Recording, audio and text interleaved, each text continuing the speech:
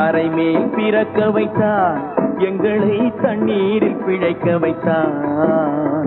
கரைமேல் இருக்க வைத்தான், பெண்களை கண்ணீரில் குளிக்க வைத்தான்.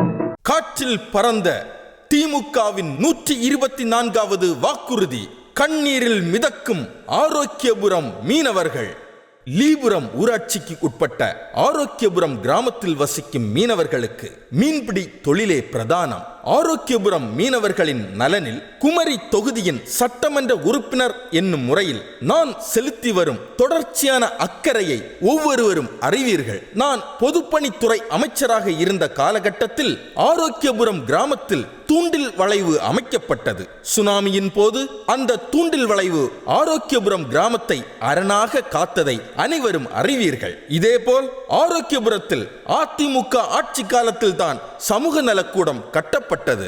ஆனால் திமுக ஆட்சியில் ஆரோக்கியபுரம் மீனவர்களின் வாழ்வாதாரமே கேள்விக்குறியாகி வருகிறது. கடந்த 2021ஆம் ஆண்டு தேர்தல் அறிக்கையில் நாட்டுப்படகு மீனவர்களுக்கு மாதம் தோறும் வழங்கப்படும் மானிய மண்ணெண்ணெயின் அளவை 300 லிட்டரிலிருந்து 400 லிட்டராக உயர்த்துவோம் என வாக்குறுதி கொடுத்தது திமுக. திமுகவின் தேர்தல் அறிக்கையில் 124வது வாக்குறுதியாக இது இடம்பெற்றது. 4 ஆண்டுகள் ஆகியும் இந்த வாக்குறுதி நிறைவேற்றப்படவில்லை. இந்நிலையில் ஏற்கனவே வழங்கி வரும் 300 லிட்டர் மண்ணெண்ணெயையும் முன்னறிவிப்பு இன்றி பல மீனவர்களுக்கு திடீரென நிறுத்தியுள்ளது திமுக அரசு. நாட்டுப்படகை இயக்க மாதத்திற்கு சராசரியாக 700 லிட்டர் மண்ணெண்ணெய் தேவை. நிலைமை இப்படி இருக்க திமுக அரசோ ஏற்கனவே வழங்கப்பட்டு வந்த 300 லிட்டர் மண்ணெண்ணெயையும் பறித்துக் கொள்வது நியாயமா?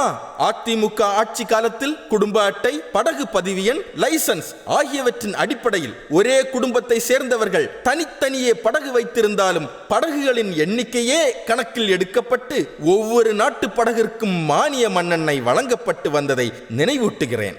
நாட்டுப்படகுகளுக்கு முறையான பதிவு எண் உள்ளது. அந்த பதிவு எண்ணின் அடிப்படையில் மானிய விலை மண்ணெண்ணெய் வழங்கும் நடைமுறையை விட்டுவிட்டு நாட்டுப்படகு வைத்திருப்போரின் குடும்ப அட்டைக்கு 300 லிட்டர் மண்ணெண்ணெய் என புதிய விதியை வகுத்துள்ளது திமுக அரசு. இது திமுகவின் மீனவர் விரோத போக்கை படம் பிடித்து காட்டுகிறது.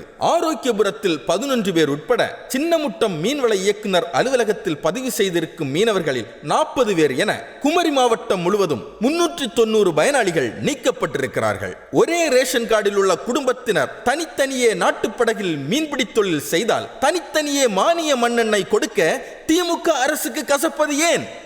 ஒவ்வொரு ரேஷன் கார்டிலும் 2 வள்ளம் 3 வள்ளம். ஒரு ரேஷன் கார்டில் 4 மெம்பர் 5 மெம்பர் தொழில் செய்தோம். 5 மெம்பர்களுக்கும் 2 வள்ளம் 3 வள்ளம் இருக்கும். தனித்தனி ஆர்சிப்புக்கு தனித்தனி மானிய மண்ணெண்ணெய் உண்டு, தனித்தனி லைசன்ஸும் உண்டு. ஆனால் போன மாதம் எங்களுக்கு எந்த ஒரு முன்னறிப்பும் இன்றி ஒரு ரேஷன் கார்டுக்கு ஒரு மண்ணெண்ணெய் என்று மிச்ச 2வது வள்ளத்தோடைய மானிய மண்ணெண்ணெய் கட் பண்ணிவிட்டார்கள். அப்போ அவர்களுடைய குடும்பங்கள் அவருடைய சார்ந்த தொழில் செய்த குடும்பங்களும் பாதிக்கப்படுகிறது. நாங்கள் 2 இன்ஜின் வச்சு தொழில் செய்கிறோம். எங்களுக்கு எரிபொருள் அதிகமாக தேவைப்படுகிறது. நீங்கள் 300 லிட்டர் தந்து கொண்டிருக்கின்றீர்கள். எங்களுடைய கோரிக்கை 500 லிட்டர் தருவது. நீங்கள் வாக்குறுதி எங்களுக்கு தந்திருக்கிறீர்கள் 500 லிட்டர். நாங்கள் ஜெயிச்சு வந்தால் உங்களுக்கு கண்டிப்பாக நாங்கள் 500 லிட்டர் என்ன தருவேன்னு சொன்னீர்கள். ஆனால் எங்களுக்கு தார 300ஐயும் கட் பண்ணிவிட்டால் நாங்கள் எங்க போகிறது? ரேஷன் கடைகளின் மூலம் மட்டுமே வழங்கப்படும் மானிய மண்ணெண்ணெயை நிறுத்துவதன் மூலம் மீனவர்களின் வாழ்வாதாரத்தை விழுங்க துடிக்கிறதா திமுக அரசு?